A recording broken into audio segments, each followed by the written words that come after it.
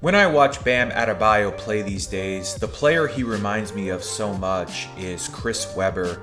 Now, this isn't a one-for-one dupe by any means, but the combination of scoring versatility, body control and movements, handles, footwork, dexterity, ability to run the floor, playmaking vision, and basketball IQ are similar.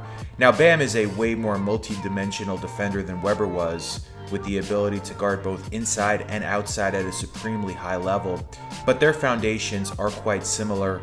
Webber was a smoother, silkier, more refined offensive player and had a little more pizzazz to his game. Early in his career, Webber was dazzling in transition. At that time, it was rare for players his size to move up and down the court like he did, and that made him unique. His first basket, in fact, as you see here, was a fast break dunk. He played in more of a point center role with Golden State, using his handles and playmaking skills to initiate the offense in a fast-paced system under Don Nelson. But because of a rapidly deteriorating relationship with Nelson, and because he had a rare opt-out clause in his contract after one season in Golden State, he ended up getting moved to Washington, where he reunited with his college teammate Juwan Howard. He had several outstanding performances with the Bullets. His most memorable one came against his former team on December 27, 1995, when he had a 40-point triple-double in a win over the Warriors. He made 18 of his 25 floor shots to go along with grabbing 10 rebounds and dishing out 10 assists. He and Howard had great chemistry. What we saw a lot was his high-low action, where Webber would operate at the top, and he would find Howard and others around the basket. When Howard played out of the post, he would get doubled a lot and kick it out to Webber, who would then make decisions from there. And Webber was able to score facing up or with his back to the basket, and he was a dunking machine early in his career, leading the league in total dunks during the 1996-97 season with 177 of them. He and Howard both having the ability to play inside and outside, as well as run the floor, made them very dangerous. And with their collective size and skill up front, the Bullets were a great paint scoring team in that era. George Murasan led the league in field goal percentage in back-to-back years in that time. Howard had superb footwork and great touch from the mid-range, and Webber had that blend of power and finesse down low, often getting to his right hand for little baby hooks or finishing with authority at the hoop.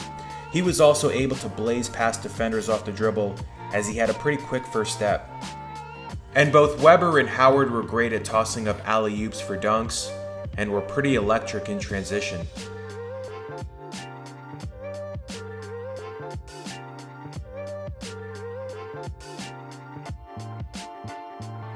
But toward the end of Webber's tenure in Washington, he was becoming more used as a floor-spacing big, taking way more mid-range and three-point shots. A stat to help detail that, in 96-97, 48.2% of his shot attempts came within 3 feet. The following season, 97-98, 34% of them came from that short range. He took a career most 205 threes during the 97-98 season, his final one with Washington after they transitioned to being the Wizards. He also dealt with shoulder injury problems with Washington, which limited him in a couple of those seasons. After getting traded to Sacramento in 1998 in a deal that sent Mitch Richmond and Otis Thorpe to Washington, we saw him truly evolve into one of the most complete power forwards of all time. The Kings in that era were very unselfish. Under Rick Adelman, they made quick decisions with the ball, played at a fast pace, and enabled both Webber and Vlade Divac to orchestrate the offense, finding cutters and shooters from the top of the arc, the elbows, and the post.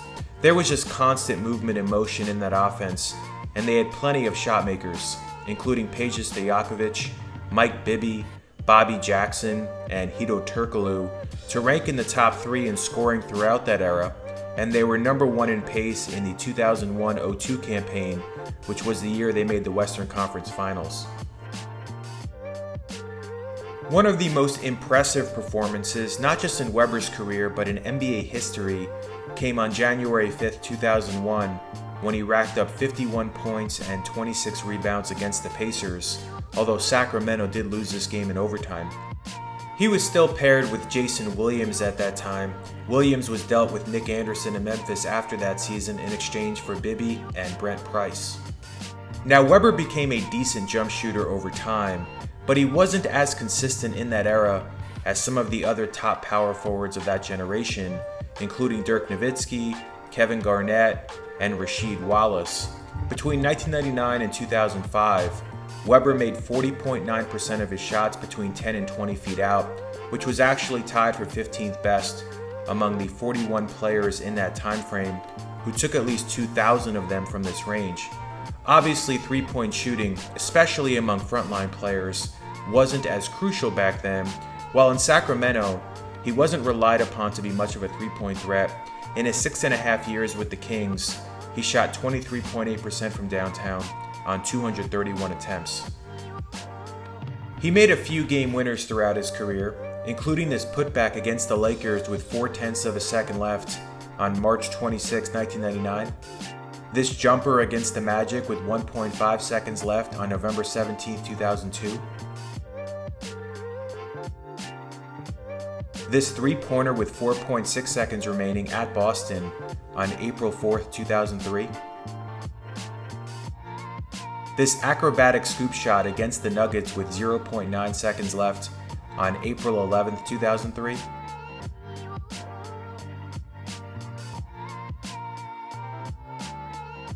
And this three-pointer as time expired at Milwaukee on December 14, 2004.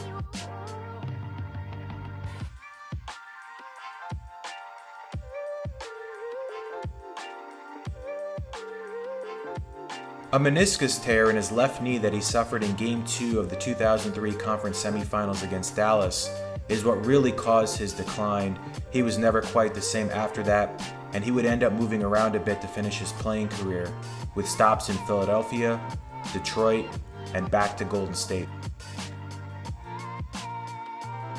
All in all, Webber was a 5-time NBA All-Star, made the All-NBA First Team in 2001, made the All-NBA Second Team 3 times, and the Third Team once. He also was the league's rebounding leader in 1999.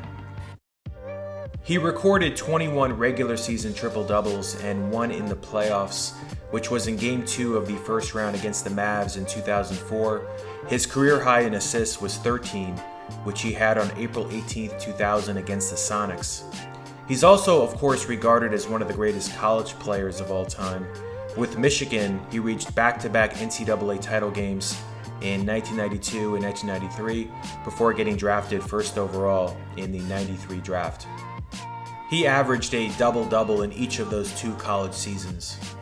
So that'll wrap up this video. If you like this kind of content, please subscribe.